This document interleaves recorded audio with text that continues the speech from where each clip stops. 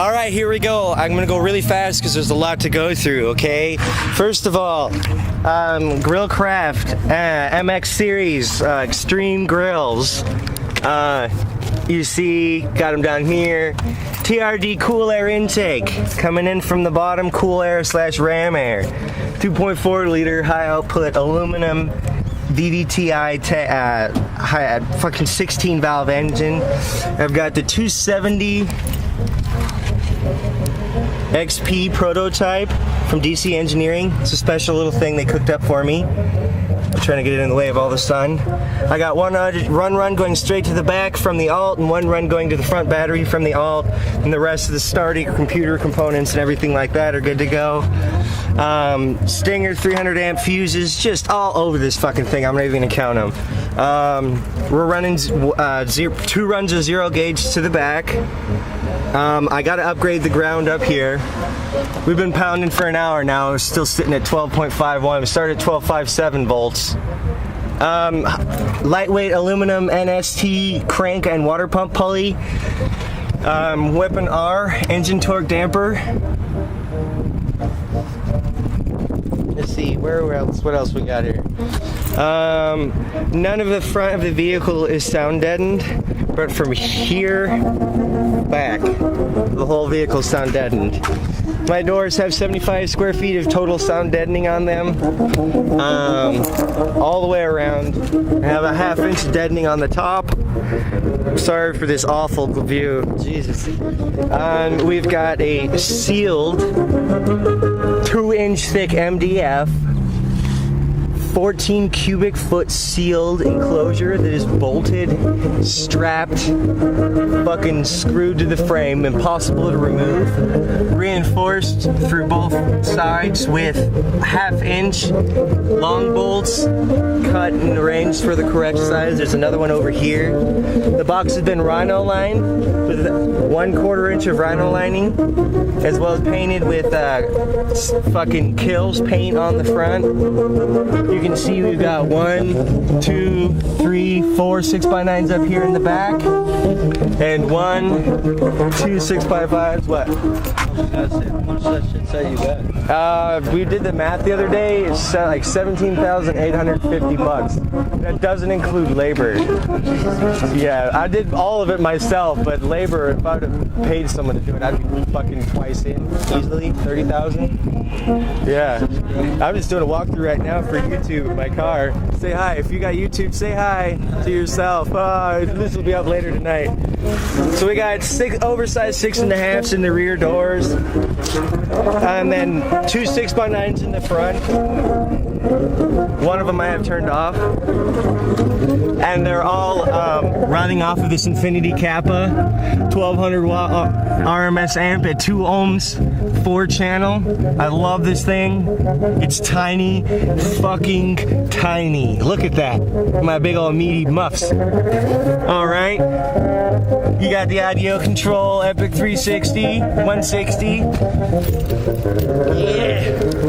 The rear seat comes out and does have all the appropriate legal seatings, so you can legally ride in my back seat. I've argued with cops and they've always lost.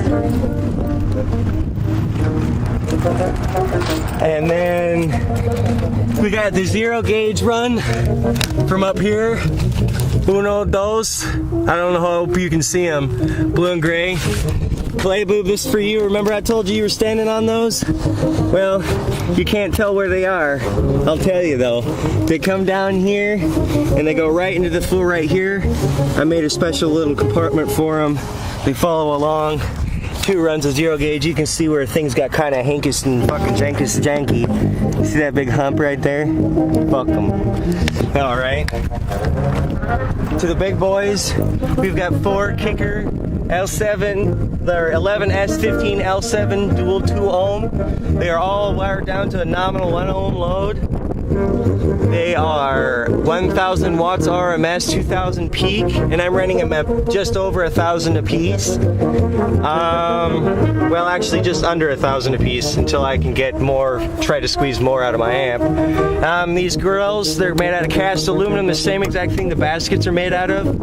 I stood on one of these with all my weight, 1 foot like this, you know, and all it did was just bend a little bit, like, but I put it back on and it bent itself back. You wouldn't be able to tell anyone. Anyways, I've got these wires running down for the 6x9s. You can see right here, look at my beautiful fucking wiring job. These are the wires for the subwoofers. This is a positive distro block. This is the negative. As well, I can use these to quickly change out my wiring really fast. So that way, if I want to run lower, higher, whatever, I can. And each of these subwoofers is sealed with clay, just to keep a good, nice, tight airtight seal. And now you can see that the 6x9s are just held up here roughly for now with angle brackets. We have the vibration proof amp rack, and what this consists of is there's a piece of foam back here, and this board runs all the way down to the floor, and there's a piece of wood on this side and a piece of wood on this side to keep it from going forward and backwards, and then the batteries keep it from going left and right. And then all I did was put a couple screws in and tie it up and shove this piece of foam back there so you can see it's got give.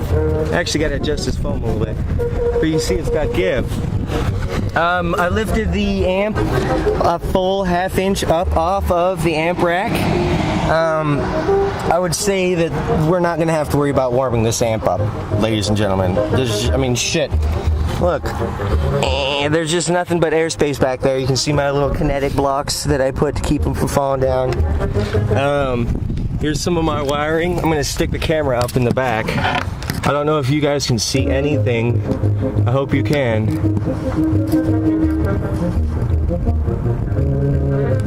Took me for fucking ever. I've got 7 grounds and God knows how many fucking positives. Like I said, fuses. I bought this one because it was gonna light up, but it doesn't light up. Pisses me off. Fucking go herders. You can see, look at this fucking X-Scorpion, dude. Fucking flat power cable. It's got just as many strands as my fucking Stinger Pro 1/0. I'm like, what the fuck? But it was like a third the price. Here we have Stinger 3/0 to 1/0 plugs, and I bought these offline. SHT 205. Just type that in and they'll pop up. Everybody needs one. They are expensive. Ladies and gentlemen, these are very expensive. So look, you're gonna invest a little bit of money. 2 1/0s, they'll fit just fine. We've got 4 200 amp fuses. Why? Because I have 4 positives going into this amp. Boom-a-boom. And then I have back here 4 negatives, which you can see are all going around all this place. I have the 2 positives from the distro blocks. You can see from this side now. I tried to clean everything up and just make it as user-friendly as possible. And that little guy right there.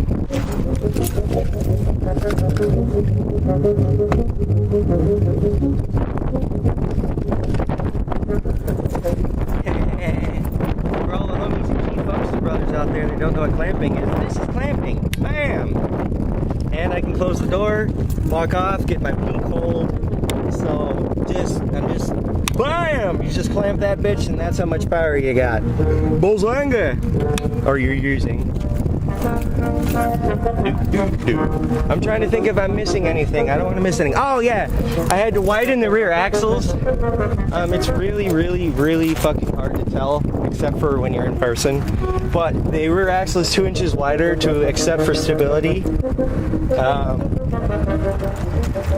Fucking my Kinetic HC 3800s, I got 2 of them right here, and I have the Kinetic HC 1800 up in the front, as we were looking at earlier. I'll show you again. Bazanga, still at 12.51. And I prefer Stinger, because I've never had failures with them. So, now you can see a little bit of sound deadening there. This is my Shirt Trick shirt. Now I can show off.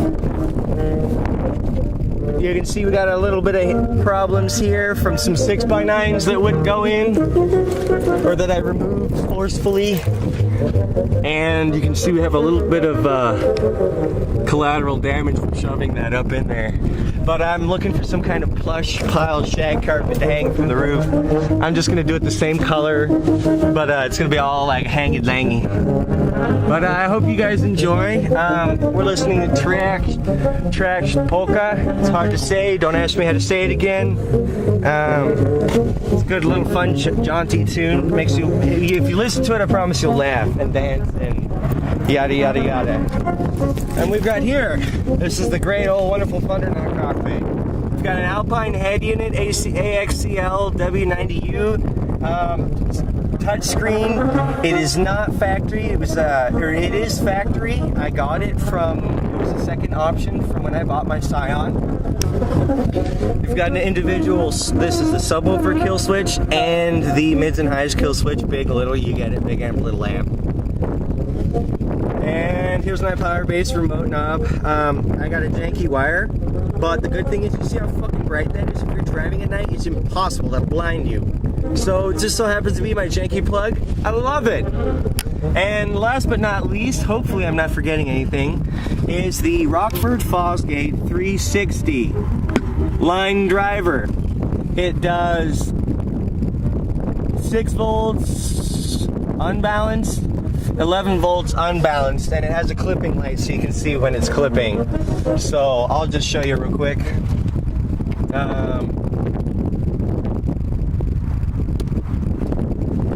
See, we're clipping. Do you see the little red light? Clip, nigga! Fire! Flames! Death and doom! Okay, you guys. I really hope I didn't forget anything. I got neons, TRD carbon fiber shift knob, all the fucking plugins you can think of. 16 gig USB. I've got the auxiliary port. My cup holder's busted from the base. It doesn't really work anymore. It just kind of sits there and jangles around. And, God, I've been working on this thing so long, I don't know if I've got everything.